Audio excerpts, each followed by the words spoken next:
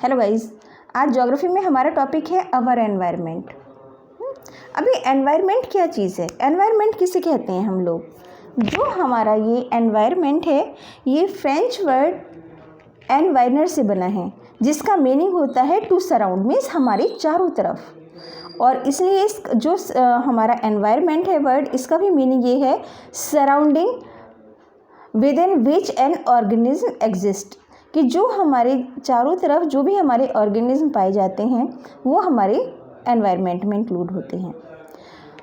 अब जो हमारा ये एनवायरनमेंट है ये टू टाइप्स का होता है। पहला नेचुरल एनवायरनमेंट। अब हमारा नेचुरल एनवायरनमेंट क्या है?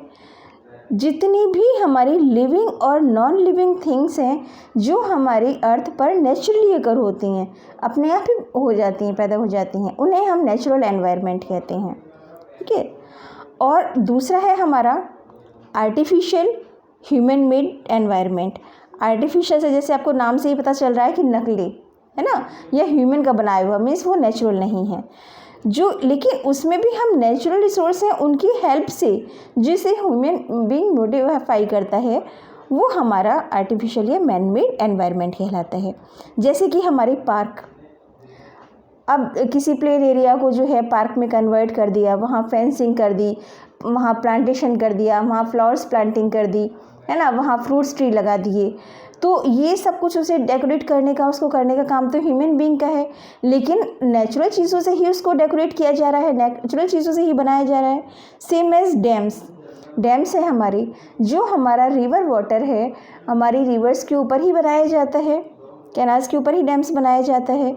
तो जो नेचुरल चीज़ें हैं हमारी, उन्हीं को मॉडिफाई करके ह्यूमन बीइंग जो चीज़ें क्रिएट करता है वो हमारा आर्टिफिशियल या मैन मेड एनवायरनमेंट कहलाता है, जिसमें हमारे हाउसेस भी आ गए, बिल्डिंग मटेरियल्स भी, there are so many things include in artificial. तो दोनों में डिफरेंस तो ये है, जो हमारा नेचुरल एनवायरनमेंट है, जो चीज़ें लिविंग और नॉन लिविंग अपने आप ही हमारे अर्थ पर होती हैं वो हमारे नेचुरल एनवायरनमेंट में आती हैं। सेकंड, आर्टिफिशियल और ह्यूमन मेड, जिन नेचुरल चीज़ों को यूज़ करके मॉडिफाई करके ह्यूमन बीइंग कोई नई चीज़ क्रिएट करता है या उसे फिर से सीक्वेंस में लगाता है या अरेंज करता है, उसको हम नेचुरल एनवायरनमेंट आर्टिफिशियल या ह्यूमन मेड एनवायरनमेंट कहते हैं। अब फिर हम अपने नेचुरल एनवायरनमेंट पे आ जाते हैं। जो हमारा नेचुरल एनवायरनमेंट है, the natural environment in turn may be divided into two parts. अब ये हमारा टू पार्ट्स में डिवाइड हो रहा है। फर्स्ट है हमारा फिजिकल एलिमेंट्स। जो हमारे फिजिकल एलिमेंट्स हैं वो हमारे अबायोटिक एलिमेंट्स हैं। Abiotic means non living. जितने भी हमारे नॉन लिविंग ऑर्गेन्स हैं वो हमारे फिजिकल एलिमेंट्स में काउंट होते हैं। दूसरा है हमारा बायोलॉजिकल एलिमेंट्स। बायोलॉजिकल एलिमेंट्स जो है हमारा वो हमारा बायोटिक है। Bio means all living things are biotics. अब हम अपने अबायोटिक को लेते हैं पहले। एक तो हो गया हमारा बायोटिक एनवायरनमेंट, एक हो गया हमारा abiotic. Abiotic means all non living things, जितनी भी नॉन लिविंग थिंग्स हैं जिसमें जीवन नहीं है लेकिन वो नेचुरली हमें मिल रही हैं, तो वो सारे हमारे फिजिकल एलिमेंट्स में आ जाते हैं। अब बायोटिक एलिमेंट्स में एनवायरनमेंट में हमारे जो आते हैं वो हैं जो कि ऑल लिविंग ऑर्गेन्स, जितने भी लिविंग ऑर्गेन्स हैं वो हमारे बायोटिक में आ जाते हैं। अब दूसरा, हम अगर अपने अबायोटिक को और अच्छे से समझना चाहते हैं तो इसके लिए अबायोटिक एनवायरनमेंट में हम अपने जितने भी हमारी इनऑर्गेनिक और नॉन लिविंग थिंग्स हैं, जैसे कि मैंने आपको बताया, अब इसको हम डिवाइड करेंगे तो हम इसको थ्री पार्ट्स में डिवाइड करेंगे। It is divided into three parts. First है हमारा लिथोस्फीयर। सेकंड है, मैं इसको आगे आपको डिफाइन करूँगी, लिथोस्फीयर, हाइड्रोस्फीयर, एटमॉस्फेयर। ठीक है।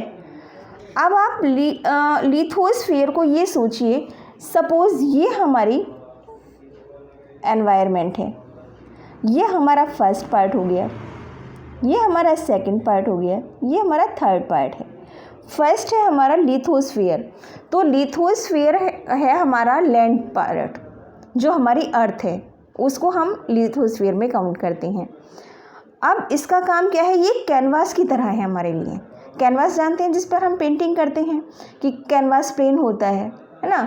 हम उस पर जो है पेंटिंग्स में कोई किसी की फिज़िक्स भी बना सकते हैं।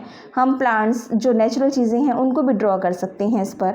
सेम एज़ अब इस पर देखिए हम लोग जो है फॉरेस्ट एरिया भी कर सकते हैं, गार्डन भी मेंटेन्स कर सकते हैं, एग्रीकल्चर भी कर सकते हैं। ये हम किसकी बात कर रहे हैं? अपनी लिथोस्फीयर की। ठीक है, हम इस पर बिल्डिंग भी कंस्ट्रक्ट कर सकते हैं, हम इंडस्ट्रीज़ भी उस पर सेटल कर सकते हैं, हम अपना रेलवे, हमारा एयरपोर्ट, सी पोर्ट, हम इस पे बहुत सारी चीज़ें कर सकते हैं। तो एक तरह से इसको लिथोस्फीयर को क्या माना गया है? हमारा like a canvas.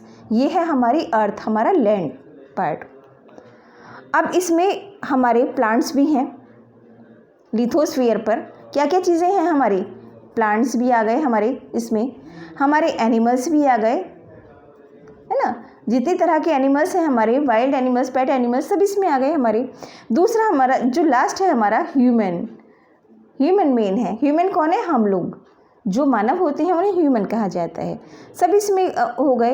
It also provide space for building, settlements, soil for agriculture, minerals and power resources. ये सारी हमें लिथोस्फीयर से ही मिलती हैं। अब सेकंड है हमारा हाइड्रोस्फीयर। हाइड्रोस्फीयर अगर आपने ये वर्ड पढ़ा हो, हाइड्रो कहते हैं, ये हमारा सेकंड नंबर पे आ गया। वाटर बॉडीज़, जितने भी हमारी वाटर बॉडीज़ हैं, वाटर चाहे हमें लिक्विड फॉर्म में मिलता है, 2 फॉर्म में मिलता है, अगर आपने साइंस में भी पढ़ा है। एक हमारा लिक्विड फॉर्म, दूसरा सॉलिड। लिक्विड फॉर्म कौन है? रनिंग वाटर, जिसे हम डेली में यूज़ करते हैं, जो हमारी रिवर्स कैनाल्स में रहता है। दूसरा हमारा सॉलिड होता है स्नो फॉर्म्स, जो कि हमारे हिली एरियाज़ में, हमारे जो टॉप हिल्स हैं या पीक्स हैं हमारी, तो उन पर मिलता है। वो हमारा सॉलिड फॉर्म में यानी कि स्नो फॉर्म में हमें मिलता है अर्थ पर। तो इसमें 2 चीज़, जिसमें हमारा ग्राउंड वाटर जो हमारी ज़मीन के नीचे का है पानी, वो भी हमारा इसमें काउंट होता है। ये हमारे लिए बहुत इसेंशियल है। वाटर जो है ये बहुत ज़्यादा हमारे लिए इम्पॉर्टेंट क्यों है? क्योंकि प्लेनेट तो बहुत सारे हैं, लेकिन उन सब प्लेनेट में केवल अर्थ ही ऐसा है जिसमें लाइफ है। अभी तक जितने भी कि हमें पता है केवल अर्थ पर ही लाइफ है। तो वो लाइफ का रीज़न क्या है? कि यहाँ वाटर प्रेजेंस है, यहाँ पानी मौजूद है हमारा, इसलिए यहाँ पर लाइफ मिलती है। तो ये हो गया हमारा सेकंड हाइड्रोस्फीयर। अब थर्ड नंबर पे हमें इसके ऊपर क्या दिखाई देता है? एटमॉस्फेयर। एटमॉस्फेयर में क्या क्या चीज़ें आ गई हमारी? एटमॉस्फेयर जो है हमारा ये मिक्सचर है, जिसे हम कह सकते हैं इसमें बहुत सारी गैसेस होती हैं। अगर हम इसे इंग्लिश में डिफाइन करें तो हम कहेंगे द एटमॉस्फेयर और mixture of gases that surrounded the earth and sustain life by providing different life. अब इन सारी गैसों की वजह से ही हमारी लाइफ जो है वो पॉसिबल हो पाती है, जिसमें कि अब हम बात करते हैं, कुछ हमारे लिए हार्मफुल होती हैं, कुछ हमारे लिए बेनिफिशियल होती हैं। इसमें से जितनी भी गैसेस हैं, तो जो हार्मफुल है उसे हम रेडिएशंस बोलते हैं। जैसे कि हमारी सनलाइट है, अल्ट्रावायलेट रेज हैं इससे निकलने वाली, वो हमारे लिए हार्मफुल होती हैं, लेकिन सनलाइट हमारे लिए बहुत ज़्यादा बेनिफिशियल है ना। ह्यूमन लाइफ के लिए, प्लांट्स के लिए, एनिमल्स के लिए, जितने लिविंग ऑर्गेन्स हैं सबके लिए सनलाइट हमारे लिए मस्ट है।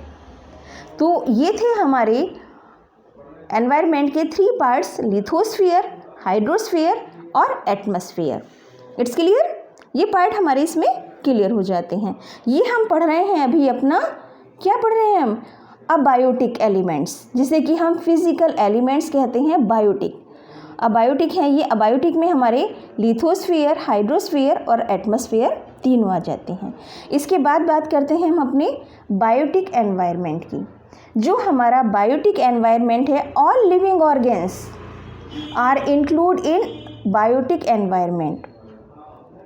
जैसे कि जिसके अंदर लाइफ है, आप इसे इजीली ये समझ सकते हैं, जिसके अंदर लाइफ है वो सारे हमारे बायोटिक एनवायरनमेंट में हैं। जैसे कि हमारे प्लांट्स हो गए, हमारे एनिमल्स हो गए, तो ये हमारे लिविंग ऑर्गेन्स हैं और ये हमारे बायोटिक में काउंट होते हैं। अब वही 3 स्फीयर्स के भी आ गए हमारे, जो हमने पढ़े थे, लिथोस्फीयर, हाइड्रोस्फीयर, एटमॉस्फेयर, क्योंकि इसके बिना हम लाइफ को इमेजिन नहीं कर सकते। ठीक ठीक है। अब इन तीनों को मिलकर जो एक नैरो जोन बनता है उसे हम कहते हैं बायोस्फीयर। बायोस्फीयर हमारे कौन से 3 एलिमेंट से मिलकर बना है? लिथोस्फीयर, हाइड्रोस्फीयर और एटमॉस्फेयर। इनसे मिलकर जो बना है उसे हम बोलते हैं बायोस्फीयर। अब जो हमारा बायोस्फीयर है वो हमारा बायोटिक और अबायोटिक दोनों को ही मिलकर बना है, यानी कि जो जीवित हैं वो भी इसमें हैं, जो अजीवित हैं वो भी हमारे इसमें ही आते हैं। The biosphere extends from the bottom of the ocean. अब जो ओशन, समुद्र की जो बॉटम में, जो उसकी तली में होते हैं, वो कितना है लगभग हमारा, अगर हम करें सी लेवल से 11,000 मीटर बिलो सी लेवल से इतने नीचे की अगर हम बात करते हैं तब हमारा तो उसमें to the top of the highest mountains, और हमारे उससे लेकर टॉप माउंटेन्स तक, यानी कि जो हमारा समुद्र है उसमें नीचे वाला लेवल उससे लेकर हमारे जो हिली एरिया से हमारे माउंटेन्स हैं वो तक इसमें इंक्लूड होते हैं। इसके बाद आता है हमारा इसमें interdependence of organism. Interdependence organism क्या चीज़ है हमारी? इंटरडिपेंडेंस मीन्स जो हमारी एक दूसरे के ऊपर डिपेंड करते हैं, यानी कि हमारा चेन सिस्टम। नेक्स्ट वीडियो में मैं आपको इसके बारे में बताऊंगी।